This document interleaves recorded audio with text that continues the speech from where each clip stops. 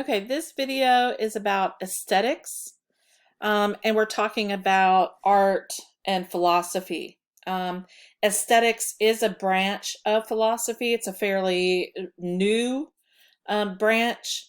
Plato and Aristotle talked about art, but and beauty, but not in really specific terms. So it wasn't until, maybe the 16th century, 17th century, 18th century, that aesthetics really became a unique philosophical topic.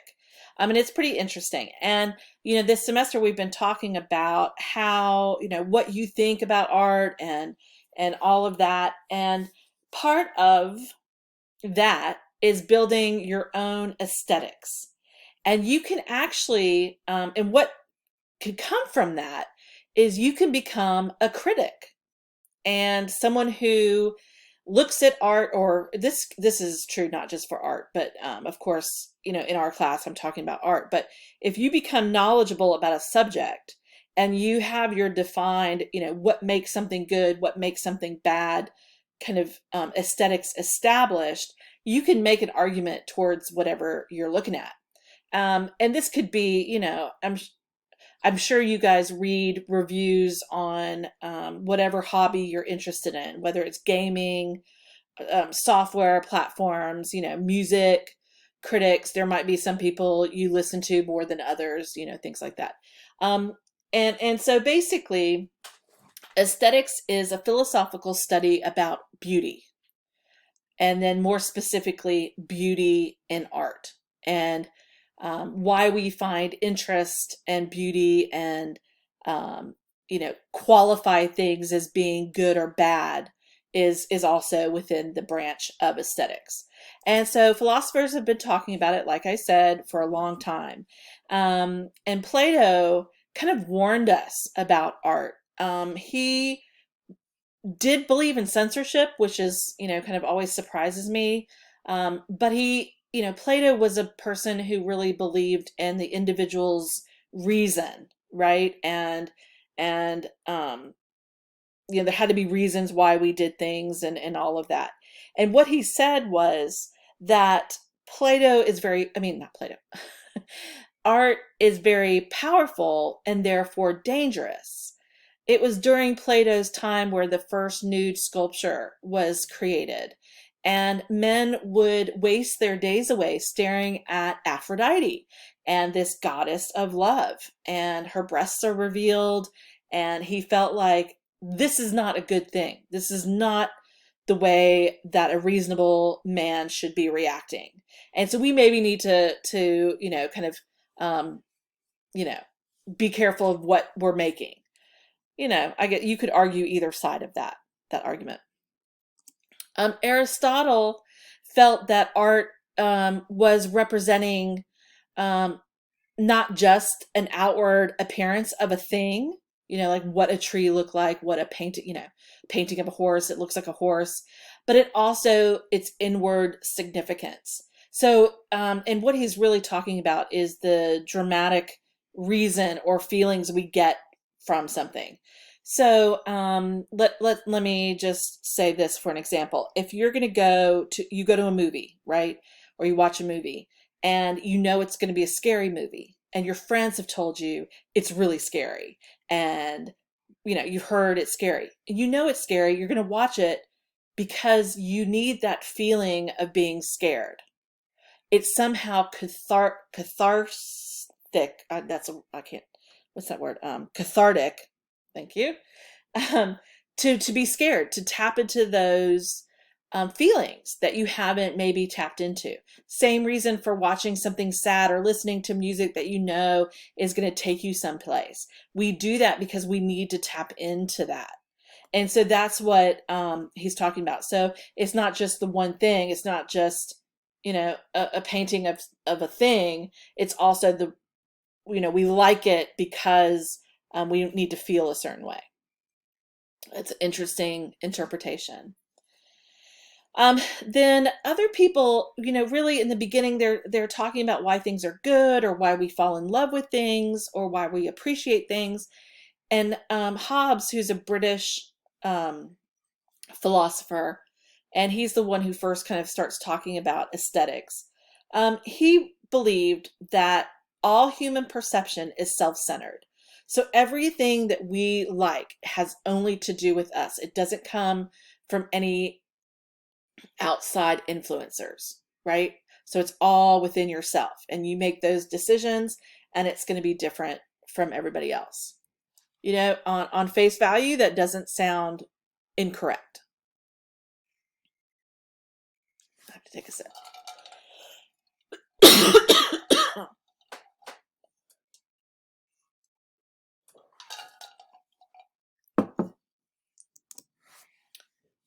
The third Earl of Shaftesbury, also British, um, kind of read what Hobbes had written and said, well, I can kind of see what you're saying, but also, when somebody thinks something is beautiful, that's also showing their goodness. And those two things, being a good person, being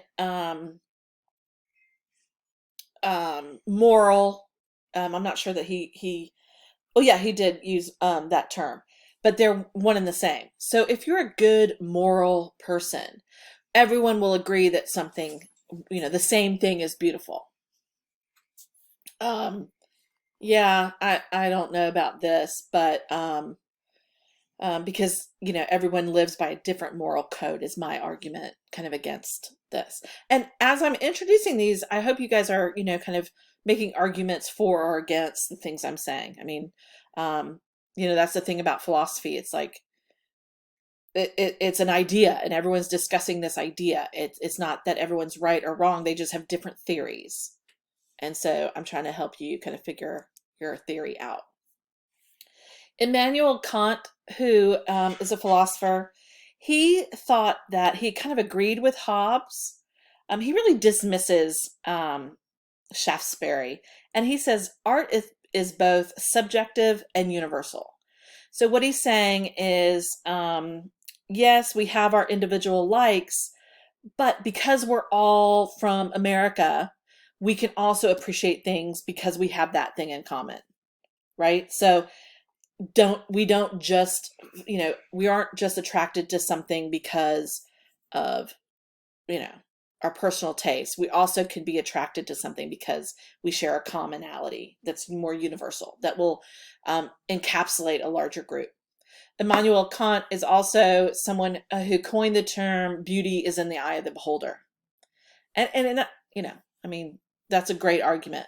It is in the eye of the beholder. We all have different opinions. But again, we're talking about people that are writing about this. R.G. Collingwood wrote the first book about art, and it's called is called The Principles. Oh, that's of Art. And his argument is pretty weak, actually, because he decided that there are two different types of art.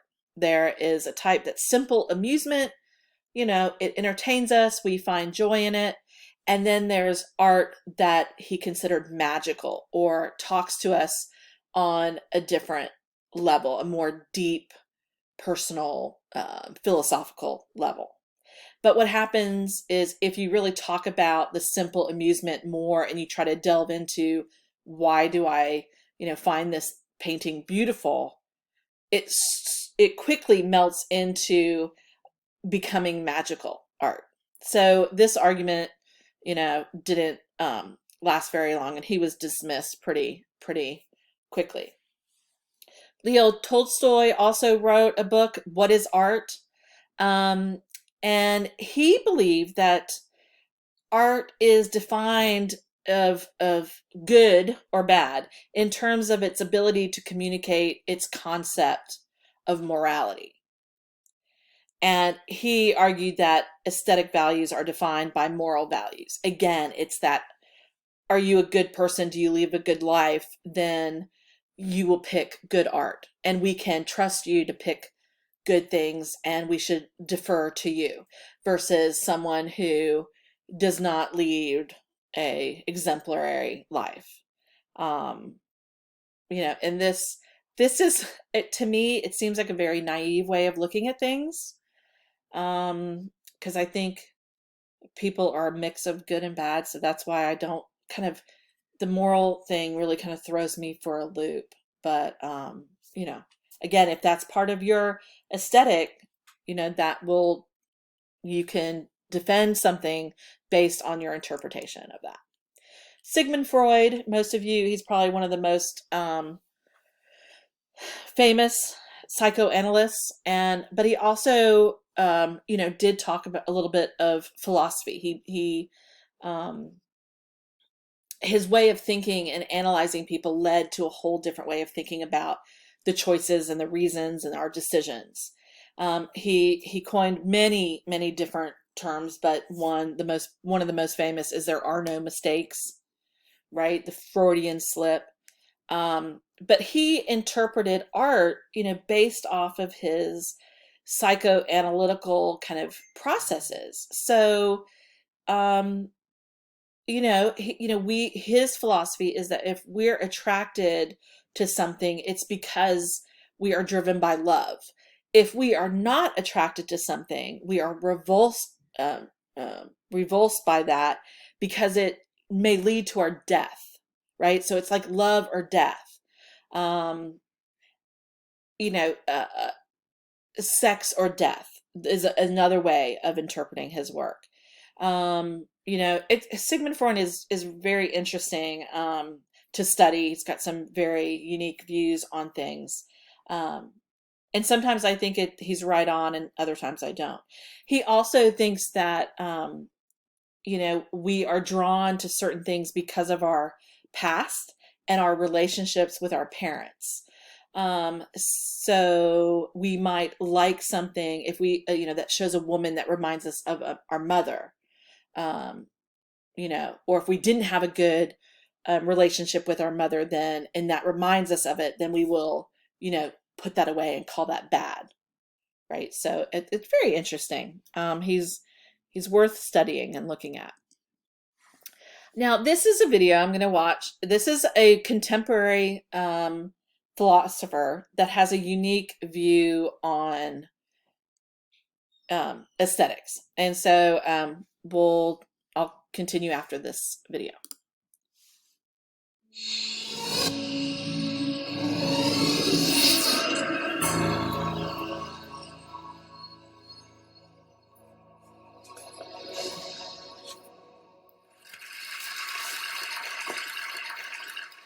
Delighted to be here and to talk to you about a subject dear to my heart, which is beauty. I do the philosophy of art, aesthetics, actually for a living. I try to figure out intellectually, philosophically, psychologically, what the experience of beauty is, what sensibly can be said about it, and how people go off the rails in trying to understand it. Now, this is an extremely complicated subject, in part because the things that we call beautiful are so different. I mean, just think of the sheer variety. A baby's face, Berlioz's Harold in Italy, movies like The Wizard of Oz or the plays of Chekhov, a Central California landscape, a Hokusai view of Mount Fuji, Der Rosenkavalier, a stunning match-winning goal in a World Cup soccer match, Van Gogh's Starry Night, a Jane Austen novel, Fred Astaire dancing across the screen. This brief list includes human beings, natural landforms, works of art, and skilled human actions. An account that explains the presence of beauty in everything on this list is not going to be easy. I can, however, give you at least a taste of what I regard as the most powerful theory of beauty we yet have. And we get it not from a philosopher of art, not from a postmodern art theorist or a bigwig art critic. No, this theory comes from an expert on barnacles and worms and pigeon breeding. And you know who I mean, Charles Darwin. Of course, a lot of people think they already know the proper answer to the question, what is beauty? It's in the eye of the beholder. It's whatever moves you personally. Or, as some people, especially academics, prefer, beauty is in the culturally conditioned eye of the beholder. People agree that paintings or movies or music are beautiful because their cultures determine a uniformity of aesthetic taste. Tastes for both natural beauty and for the arts travel across cultures with great ease. Beethoven is adored in Japan. Peruvians love Japanese woodblock prints. Inca sculptures are regarded as treasures in British museums, while Shakespeare is translated into every major language of the earth. Or just think about American jazz or American movies. They go everywhere. There are many differences among the arts, but there are also universal cross-cultural aesthetic pleasures and values. How can we explain this universality? The best answer lies in trying to reconstruct a Darwinian evolutionary history of our artistic and aesthetic tastes. We need to reverse engineer our present artistic tastes and preferences and explain how they came to be engraved in our minds by the actions of both our prehistoric, largely Pleistocene environments where we became fully human, but also by the social situations in which we evolved. This reverse engineering can also enlist help from a human record preserved in prehistory. I mean fossils, cave paintings, and so forth. And it should take into account what we know of the aesthetic interests of isolated hunter-gatherer bands that survived into the 19th and the 20th centuries. Now, I personally have no doubt whatsoever that the experience of beauty, with its emotional intensity and pleasure, belongs to our evolved human psychology. The experience of beauty is one component in a whole series of Darwinian adaptations. Beauty is an adaptive effect which we extend and intensify in the creation and enjoyment of works of art and entertainment. As many of you will know, evolution operates by two main primary mechanisms. The first of these is natural selection, that's random mutation and selective retention. Along with our basic anatomy and physiology, the evolution of the pancreas or the eye or the fingernails, natural selection also explains many basic revulsions, such as the horrid smell of rotting meat, or fears, such as the fear of snakes or standing close to the edge of a cliff.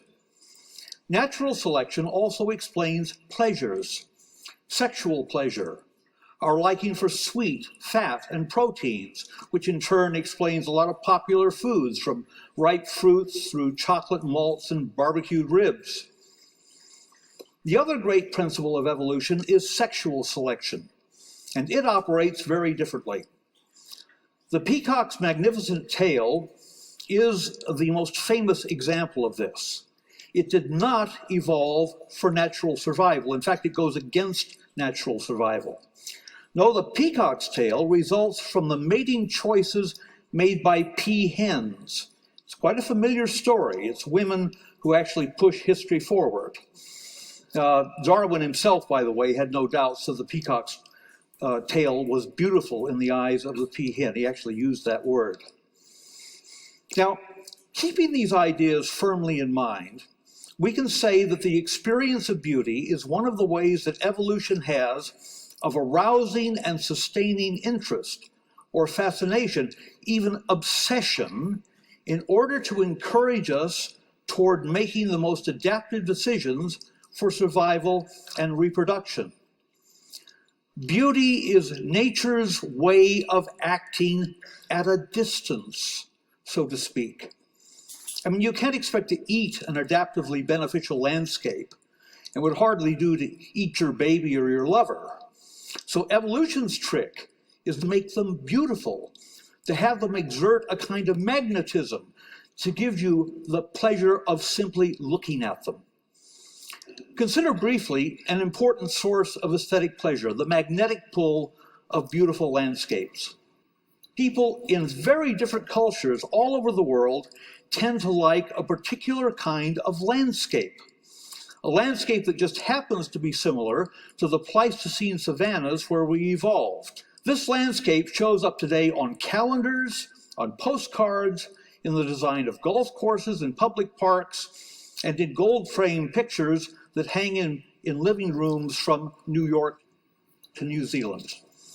It's a kind of Hudson River School landscape featuring open spaces of low grasses interspersed with copses of trees. The trees, by the way, are often preferred if they fork near the ground. That is to say, if they're trees you could scramble up if you were in a tight fix. The landscape shows the presence of water directly in view, or evidence of water in a bluish distance, indications of animal or bird life, as well as diverse greenery, and finally, get this, a path or a road, perhaps a riverbank or a shoreline, that extends into the distance, almost inviting you to follow it. This landscape type is regarded as beautiful even by people in countries that don't have it. The ideal savanna landscape is one of the clearest examples where human beings everywhere find beauty in similar visual experience. But, someone might argue, that's natural beauty. How about artistic beauty? Isn't that exhaustively cultural? No, I don't think it is. And once again, I'd like to look back to prehistory to say something about it. It is widely assumed that the earliest human artworks are the stupendously skillful cave paintings that we all know from Lascaux and Chauvet. Chauvet caves are about 32,000 years old, along with a few small realistic sculptures of women and animals from the same period. But artistic and decorative skills are actually much older than that. Beautiful shell necklaces that look like something you'd see at an arts and crafts fair, as well as ochre body paint, have been found from around 100,000 years ago. But the most intriguing prehistoric artifacts are older even than this. I have in mind the so-called Acheulean hand axes. The oldest stone tools are choppers from the Olduvai Gorge in East Africa. They go back about 2.5 million years. These crude tools were around for thousands of centuries until around 1.4 million years ago, when Homo erectus started shaping single thin stone blades, sometimes rounded ovals, but often in what to our eyes, an arresting symmetrical pointed leaf or teardrop form. These Acheulean hand axes, they're named after Saint-Achille in France, where finds were made in the 19th century, have been unearthed in their thousands, scattered across Asia, Europe, and Africa, almost everywhere Homo erectus and Homo ergaster roamed. Now, the sheer numbers of these hand axes shows that they can't have been made for butchering animals. And the plot really thickens when you realize that, unlike other Pleistocene tools, the hand axes often exhibit no evidence of wear on their delicate blade edges. And some, in any event, are too big to use for butchery. Their symmetry, their attractive materials, and above all, their meticulous workmanship are simply quite beautiful to our eyes, even today. So what were these ancient, they're ancient, they're foreign, but they're at the same time somehow familiar. What were these artifacts for? The best available answer is that they were literally the earliest known works of art. Practical tools transformed into captivating aesthetic objects, contemplated both for their elegant shape and their virtuoso craftsmanship. Hand axes mark an evolutionary advance in human history, tools fashioned to function as what Darwinians call fitness signals. That is to say, displays that are performances like the peacock's tail, except that unlike hair and feathers, the hand axes are consciously, cleverly crafted. Competently made hand axes indicated desirable personal qualities: intelligence, fine motor control, planning ability, conscientiousness, and sometimes access to rare materials. Over tens of thousands of generations, such skills increased the status of those who displayed them and gained a reproductive advantage over the less capable. You know, it's an old line, but it has been shown to work. Why don't you come up to my cave so I can show you my hand axes? Except, of course, what's interesting about this is that we can't be sure how that idea was conveyed, because the Homo erectus that made these objects did not have language. It's hard to grasp, but it's an incredible fact. This object was made by a hominid ancestor, Homo erectus or Homo ergaster, between 50 and 100,000 years before language. Stretching over 1,000,000 years, the hand axe tradition is the longest artistic tradition in human and proto-human history. By the end of the hand axe epoch, Homo sapiens, as they were then called finally, were doubtless finding new ways to amuse and amaze each other by, who knows, telling jokes, storytelling, dancing, or hairstyling. Yes, hairstyling, I insist on that. For us moderns, virtuoso technique is used to create imaginary worlds in fiction and in movies, to express intense emotions with music, painting, and dance. But still, one fundamental trait of the ancestral personality persists in our aesthetic cravings: the beauty we find in skilled performances. From Lascaux to the Louvre to Carnegie Hall, human beings have a permanent, innate taste for virtuoso displays in the arts. We find beauty in something done well. So the next time you pass by a jewelry shop window displaying a beautifully cut teardrop-shaped stone, don't be so sure it's just your culture telling you that that sparkling jewel is beautiful.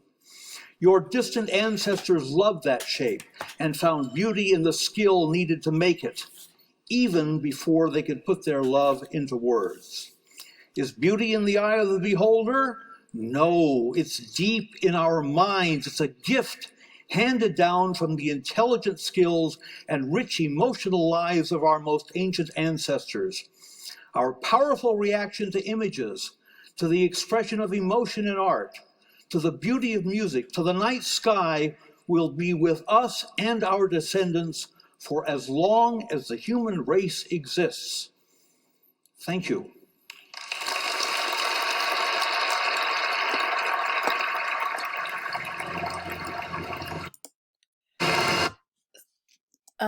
So, that's his interpretation. It's an interesting theory. And, of the many that I've offered up, how does this one fit with your philosophy? Okay, so let's keep moving on. What do you think of Bob Ross? Is Bob Ross a quote unquote artist? What do you think? Probably a lot of you are saying yes. And I know that his videos, people are still watching them on YouTube and all of that.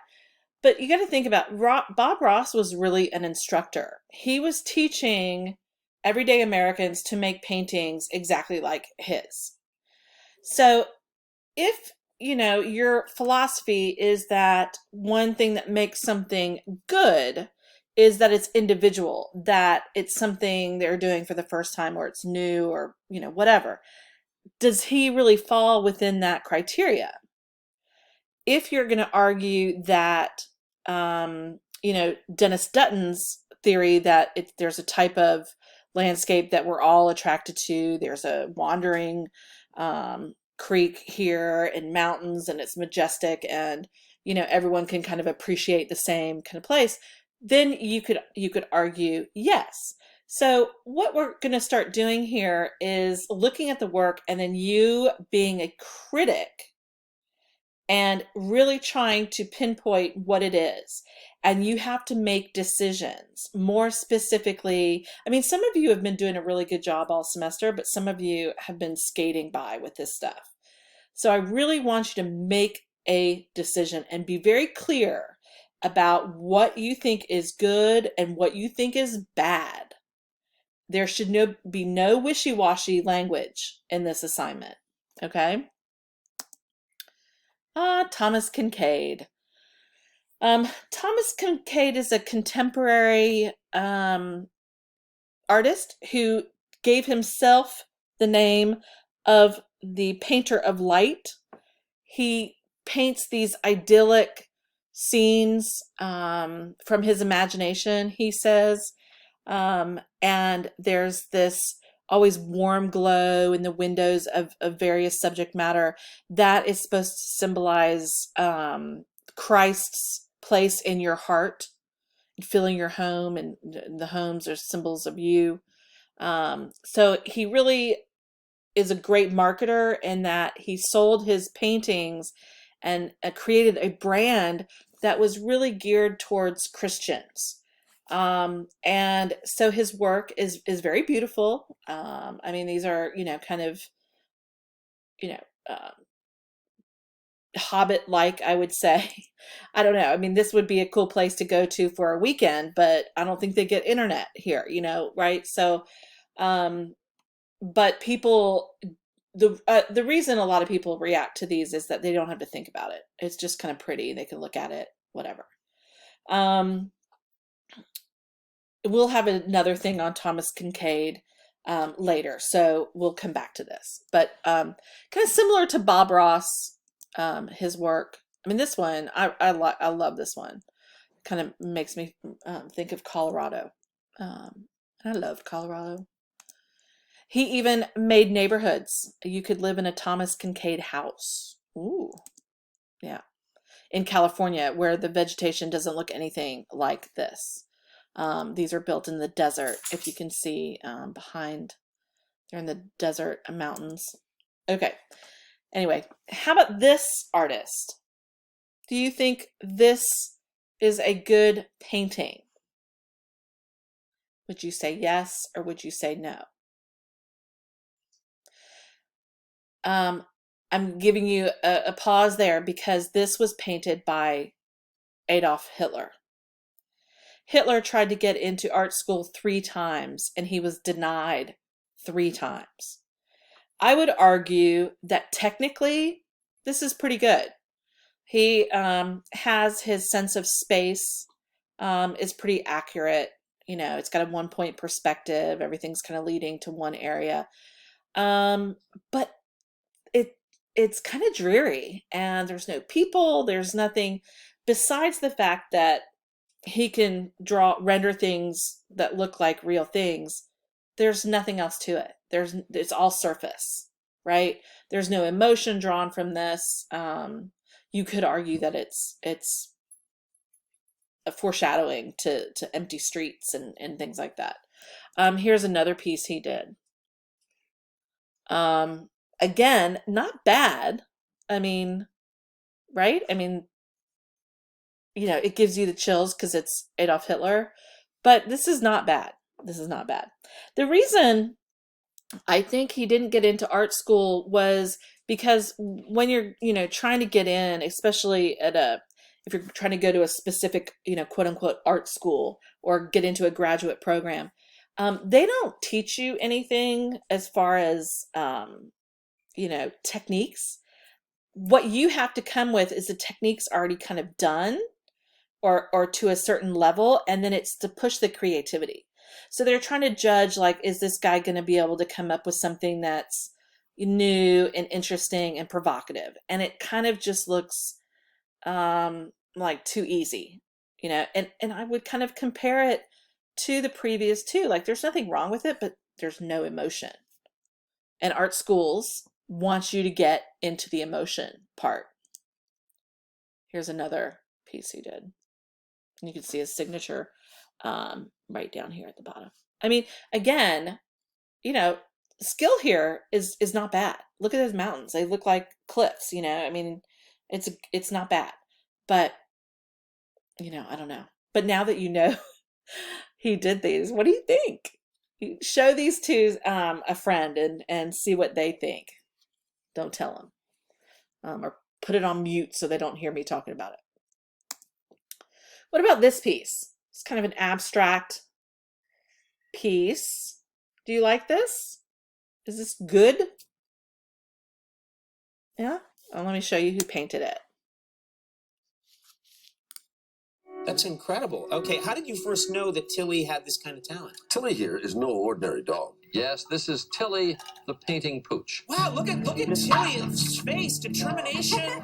Tilly's in some kind of crazy zone. There's a 14-year career here, and she has gotten to travel all over the world with her painting. This is Tilly, and she's the artist. My son's dog is famous. 뉴욕에서 가져왔어요. 예. This is the one she signed. This is Untitled One by Tilly. This is called Conan O'Brien. This is spot on. Alec Baldwin, circa 1996. No, I can see what you're talking about. There's a determination and an intensity there. Hey, No, Tilly. we got three hosts this morning. Diane Sawyer, Charlie Gibson, and Tilly, the Picasso pooch. Am I the artist or is Tilly the artist? That's maybe a question that is at least not stupid. Okay, so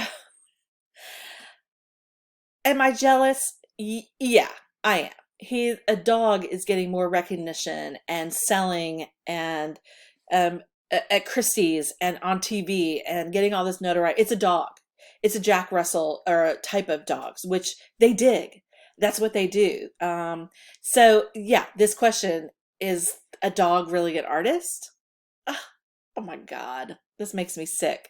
But it's kitsch. It's what people like. And would I buy a piece if I had enough money and could afford it? Probably, let's be honest.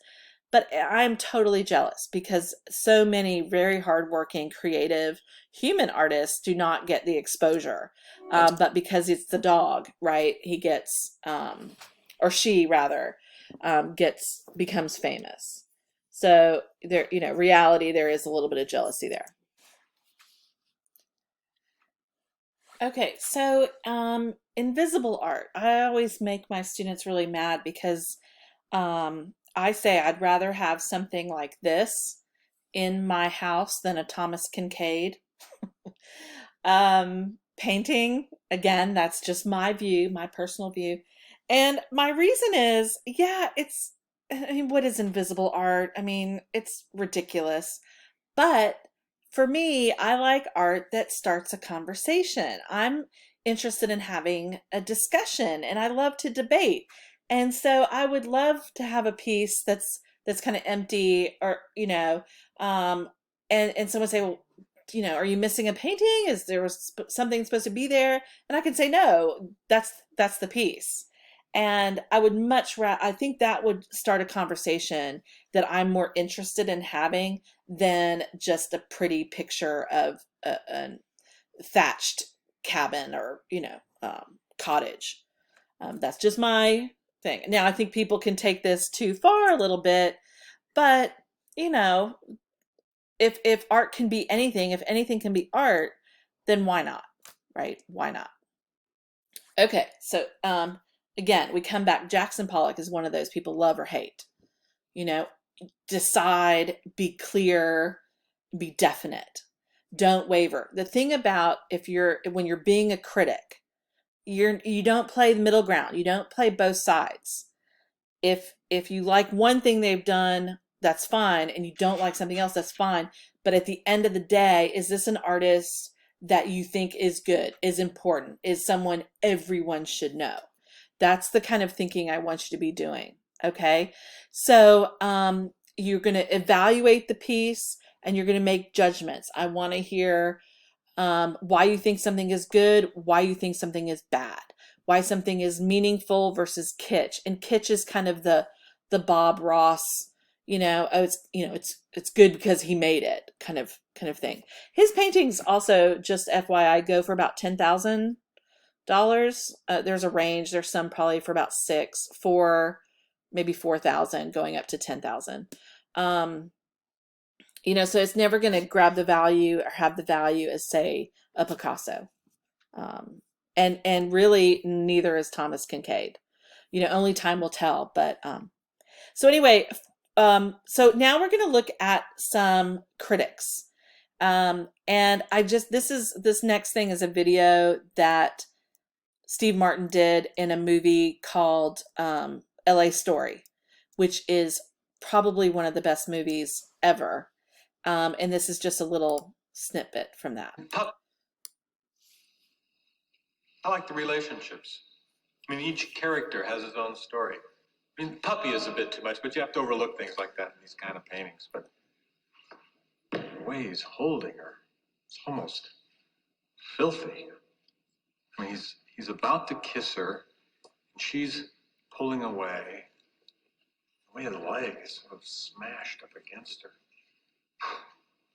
Look how he's painted the blouse, sort of translucent. You can just make out her breast underneath, and it's, you know, sort of touching him about here. It's really pretty torrid, don't you think?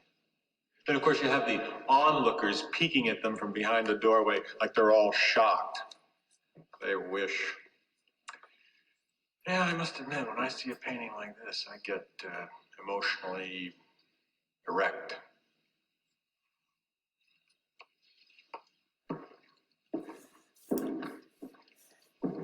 Now, of course, this is, you know, ridiculous because he's talking about an abstract painting. But I liked his language. I liked his descriptive words. And that's what I wanted you to take from this. Also, I mean, it was kind of entertaining. And I think one of the things that critics have to do is they have to entertain their audience, or they won't keep reading them. They won't keep going back. You know, and there is the thing about being a critic is it's your knowledgeable interpretation of the work.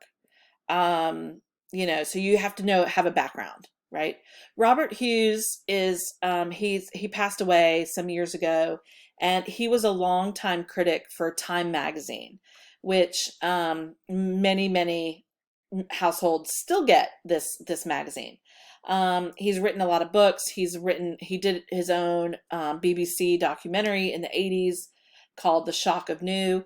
And I just wanted to show you a little snippet of his language, and I want you to listen to that.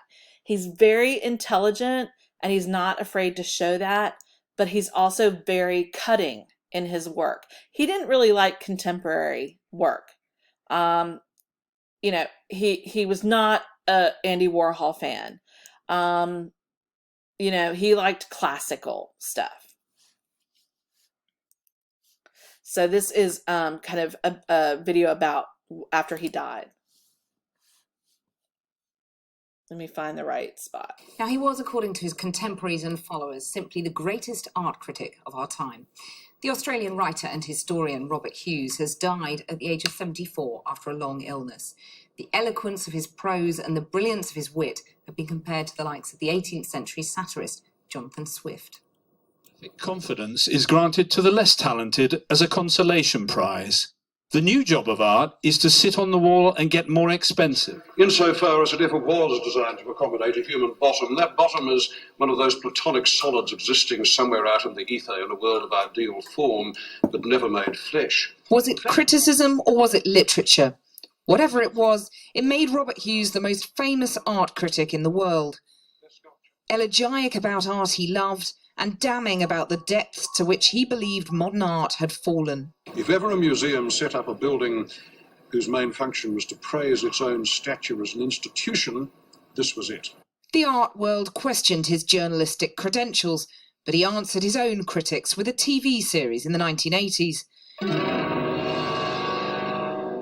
The Shock of the New about the history of modernism was seen by more than 25 million viewers. History teaches us one certain thing, that critics, when they fish out the crystal ball and start trying to guess what the future will be, are almost invariably wrong. I don't think there's ever been such a rush towards insignificance in the name of the historical future as we've seen in the last 15 years. Robert Hughes left Australia in the 1960s to pursue his career in Britain and America, but he never gave up his citizenship, and in 1987 wrote an international bestseller about his homeland, The Fatal Shore. And he continued to write until last year. There's no better epitaph than the elegance of his polemic. In art, there is no progress, only fluctuations of intensity. So much of art has become a cruddy game for the self-aggrandizement of the rich and the ignorant. Well, I'm joined now by Nancy Durant, the arts commissioning editor for the Times newspaper. When you think about the fact that his TV series drew 25 million viewers, kind of audience that Channel 4 News can only dream of, it's no surprise that he became the most famous art critic. How did he do it? Well, I think the thing that's most exciting, that was always most exciting about Robert Hughes, was his writing. It was the way that he wrote, and he wrote that series, and it was just so accessible, despite being incredibly learned. You know, he didn't wear his learning lightly. You know, he positioned himself as a heavyweight, but he could talk to anybody. You know, the way he wrote about art, it was probably the first thing I ever read about art that I really understood.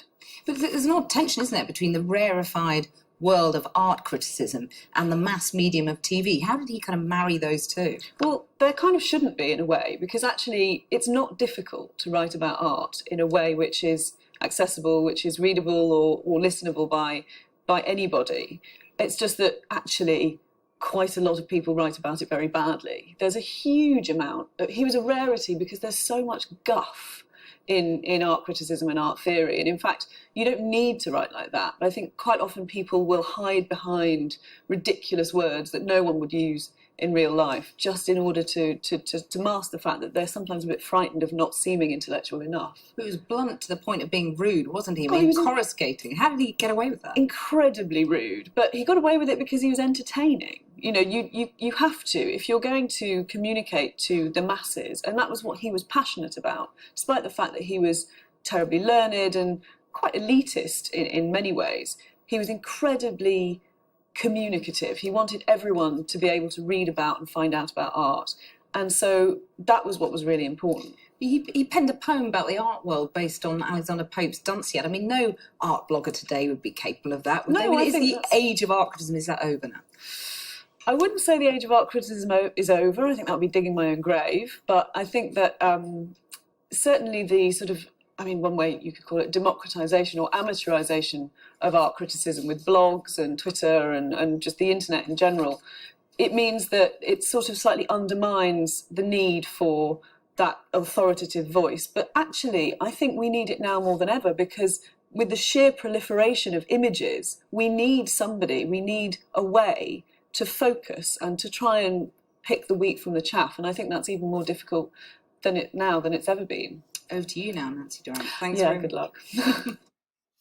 Okay, so yeah, he was very intelligent and he didn't hide that, but he entertained, and he made his descriptions and his words and his assessments accessible, so anybody could kind of understand. And I love that bit about his rudeness and you know, bit of humor and all of that. Love it. So he's a really amazing person. It's kind of someone who I like. Now, Jerry Saltz, we saw a little bit of him. I'm going to skip over this one, actually. He didn't do, I don't think, a very good job of criticizing President George Bush, his paintings. I just, you know, just on a totally side note and probably a little bit inappropriate, but Republicans tend to cut funding to arts programs, and George Bush, under his leadership, a lot of arts and music and theater programs were cut during his tenure as presidency. And now, since he's retired, he's painting, which I think, and he's finding value in painting and in something that he didn't see any value in as a president. That's just kind of ironic. But he's doing some interesting stuff, I think. So anyway. These Black Klansmen tells a largely true story of a black undercover Colorado Springs detective named Ron Stallworth, who in the 1970s managed to infiltrate the Ku Klux Klan. Before you say, hold on, let's acknowledge Stallworth couldn't go to meetings. He could establish a phone rapport with Klan higher-ups, including Grand Wizard David Duke. Well, since you asked, I hate blacks. I hate Jews, Mexicans, and Irish, Italians, and Chinese. But my mouth to God's ears, I really hate those black rats. And anyone else, really, that doesn't have pure white Aryan blood running through their veins. The true white American race, the backbone from whence came our great Southern heritage. Then Stallworth, played by John David Washington, sends a white colleague in his place. In the film, that cop, played by Adam Driver, is Jewish. So you have a black and a Jew putting one over on dim-witted racists.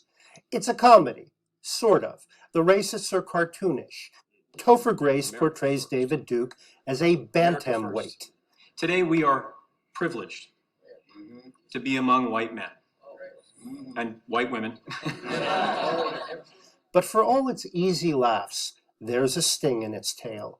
Cross burnings and lynchings aren't, of course, funny, and neither is one of Lee's targets. D.W. Griffith's racist 1915 epic, The Birth of a Nation, which is screened in BlacKkKlansman for enraptured Klan initiates. Griffith's movie is set after the Civil War and portrays shiftless blacks running amok in Southern legislatures and menacing pure white women, one of whom throws herself off a cliff rather than submit. So it falls to the Klan, a holy army, to avenge her. The Birth of a Nation was the first American vigilante blockbuster. It single-handedly revived what was then a dying KKK. As an NYU film student, Lee made an angry satire in which a black director is hired to remake Birth of a Nation. What bugged him is that it remains a landmark.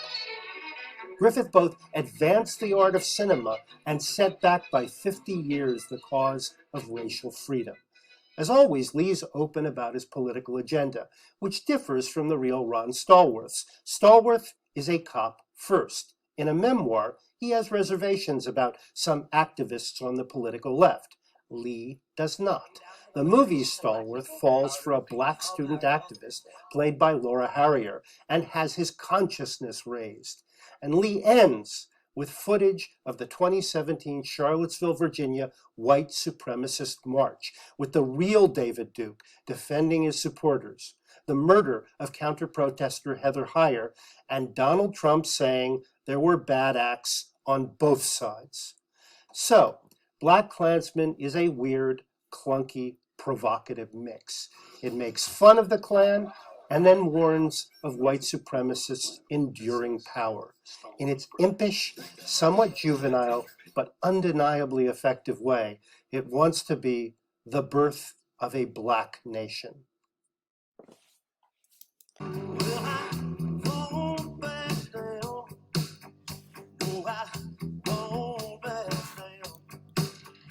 Last night, Saturday Night Live opened with Jason Aldean paying tribute to shooting victims in Las Vegas with an appropriate song from Tom Petty. His death this past week has inspired an appreciation from Bill Flanagan. I cannot believe I am doing a eulogy for Tom Petty.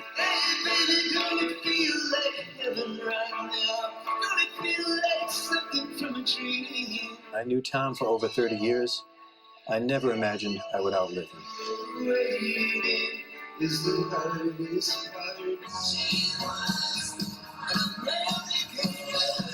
1 week before his death, Tom Petty was on stage at the Hollywood Bowl playing the last show of his most successful tour. 2017 began with an all-star music industry tribute to Petty during Grammy Week,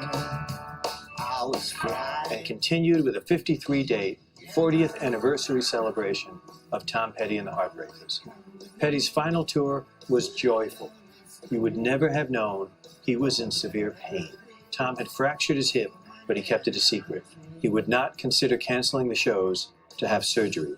He went out and played hurt for months. Tom Petty had a tough upbringing in Gainesville, Florida. His father Did not know what to make of a skinny, long-haired son who didn't care about sports. He didn't want his boy to be a sissy, so he tried to beat it out of him. It just made Tom more determined. And I won't back down. Petty's songs were full of defiance. Don't do me like that. Don't come around here no more. You don't know how it feels. I don't scare easy. You don't have to live like a refugee. Stop dragging my heart around. I won't back down. It took 40 years and a lot of soul searching for Tom to write the key song on his final album. People are what people make them, and they ain't gonna change. I Forgive It All. I forgive it all. Tom Petty wrote songs for anyone who felt lonely and misunderstood. His message was simple and profound. You are not alone. About art. It's with Andy Rooney. There are a lot of know-nothing boobs who don't appreciate the modern art being put up in public places in all our cities. I know this is true because I'm one of those know-nothing boobs. When did bright-colored plastic cows, pigs, and rabbits get to be art? I don't like most of the stuff passing for art, and it's everywhere. Seattle, Chicago, sure Chicago, hog butcher to the world. San Diego, Bloomington, Illinois, for goodness sakes. Cincinnati, the people looking were better looking than what they were looking at. Kansas City, Washington, D.C., makes as much sense as the politicians there. Plainview, Texas, another culture center. Providence, Rhode Island. Memphis, Tennessee. This was done to honor Martin Luther King. It's called I've Been to the Mountain. Well, I'm an admirer of everything Martin Luther King stood for, but I don't think he would have stood for this. In New York, Lincoln Center has the best opera, the best ballet, the best symphony orchestra. Is this Mickey Mouse sculpture out front really in an artistic league with what goes on inside? This is named Two Indeterminate Lines. Well, I may not understand art, but I do understand the English language, and that's pretentious nonsense. Does every open space have to be filled in? Is this really better looking than nothing would be? I don't think so. Sculptor Richard Serra's work called Tilted Arc was put up at a cost of $175,000. It's a leaning slab of rusting metal. There was a war in New York between people who hated it and people who accused them of being culturally deprived. Tilted Arc was eventually taken down, cut into 3 pieces, and stored. Take that, Artie Arc. A writer ought to be able to write simple sentences before he tries to be a poet. I want to see something traditional that a sculptor has done, something I can understand, before he gets a license to do this. This is Picasso. This is Picasso too. Picasso earned the right to do anything he wants. This is art whether I think so or not. Whoever did this suffers either from a functional disorder of the mind or he's putting us on. And what beneficial effect does this have on our brains that makes it worth putting in a public place? I understand perfectly well that good art is always ahead of public taste. Most of this stuff is certainly ahead of my taste. I don't like it. And if I'm wrong, I'm sure you'll correct me. Here are the keys. Well, that's not it, Jerry. Huh? The new vehicle plus $40,000. Yeah, but the deal was the car first, then the $40,000, like as if it was the ransom. That's William H. Macy as a desperate car salesman talking to a couple of tough guys he's hired to kidnap his wife. It's going to be a lot more complicated than any of them realize. The story, based on a real-life case, is told in Fargo, the just about perfect new movie by the Coen brothers, Ethan and Joel, whose credits include Blood Simple and Barton Fink. Steve Buscemi and Peter Stormare play the 2 hired killers who plan to split the ransom with the car dealer.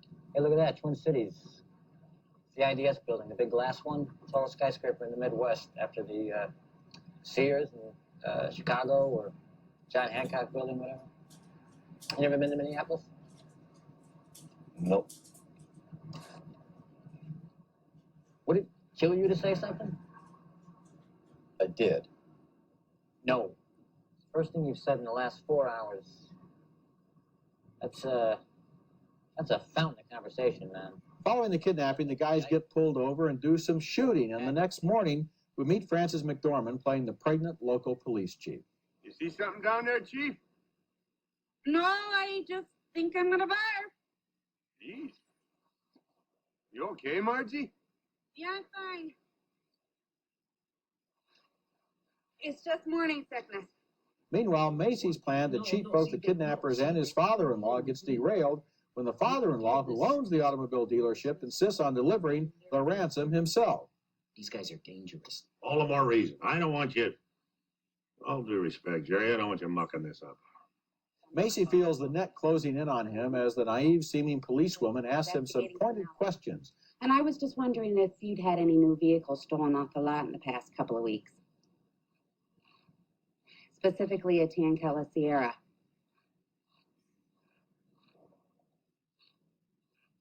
Mr. Lundegaard. William H. Macy is brilliant as the bankrupt car salesman who finds his plan going terribly, disastrously wrong. And always at the middle of the movie is Frances McDormand, a mild-mannered, friendly, even chirpy police chief who doggedly figures everything out. It is a great performance, and Fargo is the best movie the Coen brothers have ever made, a quirky, infectious American masterpiece. Well, you know, last year, back in January, I said I didn't think I'd expect to see a better film all year than Crumb. Yeah. And I didn't. It was a real good call. Even you put it second on your list. Yeah. Well, I'm going to make the same call here now in March. Okay. Because there won't be a better film than this. I mean, this is, you called it a masterpiece. I'll go out on a limb and say that too. And I want to even go further and say this, that the Coen brothers, now, if you look at Blood Simple, Raising Arizona, and Barton Fink, these guys are creating one fantastic original piece of work every single time. These guys deserve to be known with some of the finest directors that have worked in motion pictures. And there isn't a dull moment here. There isn't an unoriginal moment. They have a very precise way of dialogue that is accurate. It is the way people talk, as well as the speech pattern of hey, yeah, and all that. They've got the words right. They have the words exactly right. You know what I liked too was the stylistic freedom they gave themselves. This is a very violent movie. It's a very funny movie. At the end, there's some poetry and some whimsy. There is stuff in this movie about the minutia of the routine of a long marriage. Yes. There is stuff in there about two partners that don't get along. Father-in-law and son-in-law and son-in-law. Oh, that's my fabulous. God. And what about the son that goes off to McDonald's, gets up from the dinner table? But listen, I mean, there's just one detail after another. They even have the accountant assistant to the big boss. I mean, that's very clever writing there. You know, a family business, and there's the loyal helper there who hates the son-in-law. This movie has it's a great trade. Okay, so just to go over the 4 stages of art criticism. First, you describe, then you analyze, you break it down. You could talk about elements of design, principles of design. Then you interpret the work, and then you make a judgment. All right, so by the time you're done with your assignment, I need to know, what you think. I don't want you to end the paper with, I give it a 8. Not that. I need you to say, I recommend this, or I don't recommend this. Your assignment is that you have to have a new experience, and then you have to review it. So like some of the reviews that I showed you in those snippets, you can, of course, review any art show that you want. And most of them now are all online. But if you were to go to some of the museums that I have listed, you can see art shows through the museum links. But you can also see a movie you've never seen before. You can binge a series that you have not seen before. You can listen to an album and you can know the artist, but maybe the album has to be new. You can't review anything that you're super, super familiar with, that you've seen a million times. Okay, because I want you to have a new experience. That doesn't mean you aren't familiar with the actors in it or the directors or any of that. That's fine. But I want you to have, think about what you know about a subject and then review something that's new within that. The one caveat is I don't know anything about video games and things like that. So I would like for you to stay away from that, please. But other than video games, you can really interpret just about anything. So think about what you're into, what you maybe want to become a critic of. I mean, it's a great job. It does involve writing, but it involves, a creative language too when you're talking about something. And, I want you to be very entertaining with this. That's one thing you have to do as a critic. It cannot be dry. This happened and this happened and this happened. It has to be entertaining. It has to reveal what's special about the thing, but not give away the entire story. So a few years ago now, or a few semesters, someone reviewed the movie Us and gave away the surprise. And so you don't want to do that because then no one will see the movie. But you can talk about the suspense in a movie, or the thing that makes it one of those, oh my God, it was so good, right? So entertain, be creative with your language. Length is really, I'm not that worried about the length of your paper, but I want to be entertained. I want to think, oh, this is someone I want to review again. And there should be, and if I haven't uploaded it, I will put the basic structure for writing here. So if that helps you, and please, this is a college paper, so write it as such. It doesn't have to be in the MLA format at all, but it needs to be written like you're in college. So paragraphs, indentations, capitalizing, proper nouns, things like that. Okay. All right. Have fun with this. And yeah, it's a lot of fun. And I can't wait to read your results. All right. Good luck.